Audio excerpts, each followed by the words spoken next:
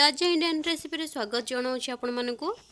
तो एतेक सारा परिबा सब आपण मानक ही आनी मैंने सबकि रेसिपी आपण मानक सहित सेयार करके बन के सेयार करी गोटे पर गोटे। तो आज आम मूला पत्र कोसला पत्र रेसिपी बनवा देखी नि पूरा फ्रेश अच्छी। तो मूला पत्र और कोसला पत्र को प्रथम बाछि दूची।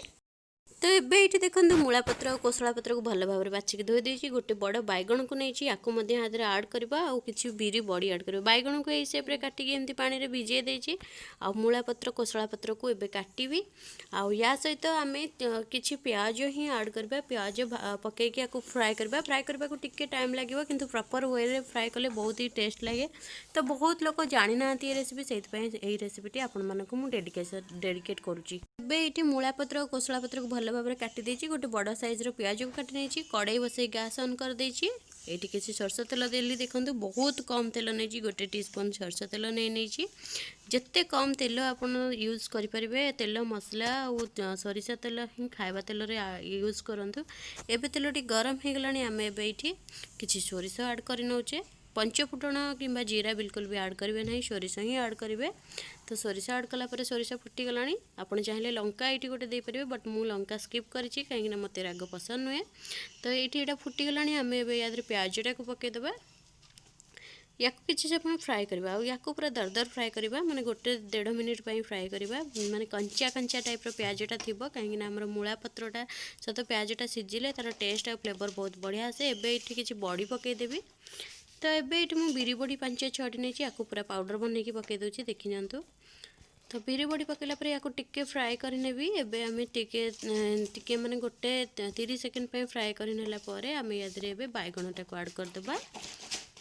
तो बैगणटा को आम याद आड करके शागटा को पकईदे देखी नि बैगण को टिके बड़ बड़ सेप्रे काटी कहीं बहुत समय आम सीझा लगे जमी गोटे 8 ରୁ 10 मिनिट आम या सीझापी छाड़ा। मूला पत्रटा सहजे सीझेनि बहुत टाइम निए। तो से आप चाहिए प्रेसर में हुइसिल दे पारे बट एत टेस्ट लगे प्रेसर हुइसिल देले मूला पत्र जदि करी वगैरह करेंगे ताले हुइसिल दे पारे।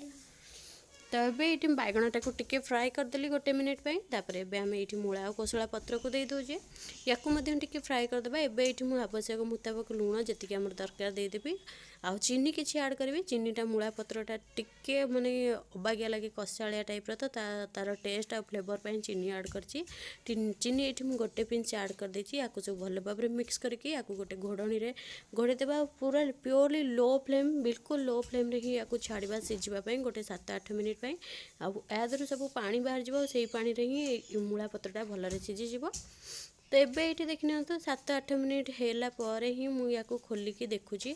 तो या खोलला याद बहुत सारा पानी बाहर जाइए देखी ने तले अच्छी मुझे साइड करके देखईदेवी। तो एतक सारा पानी बाहर जाइए आम भल भाव में फ्राए करवा जमती कि पानीटा मरीज आ बहुत बढ़िया बास्ना आसूसी। आप चाहिए याद रसुण ऐड करेंगे बट मुझे ऐड करनी। आउ यही रेसिपीटी गोटे unique recipe traditional recipe authentic recipe जहाँ भी आपन कहतु कहीं केते कालरू माने पीढ़ी पीढ़ी धरिकी या लोक मैंने खाई किंतु एबे सबू ना आम माने जमती कि चिकेन मटन भल खाद्य खाइबा निशारे यही सबू माने बढ़िया बढ़िया खाद्य को स्किप कर जाऊे। तो या निहाती सीजन अनुसार बनने की खाइबार अच्छी जमती कि मार्गशीर और पौष मसरे मूला पत्रटा बहुत ही टेस्ट लगी थाए। मूला पत्र हो बा डांग देखी नि केते कम तेल देती बिल्कुल भी तेल ना। यही रेसिपीटी आप पखाल सहित गरम भात सहित सब सहित खाईपारे। ताले चैनल को सब्सक्राइब कर चैनल नुआ थे लाइक कमेंट शेयर करूँ। पुणी मिसवा गोटे रेसिपी सहित टाटा।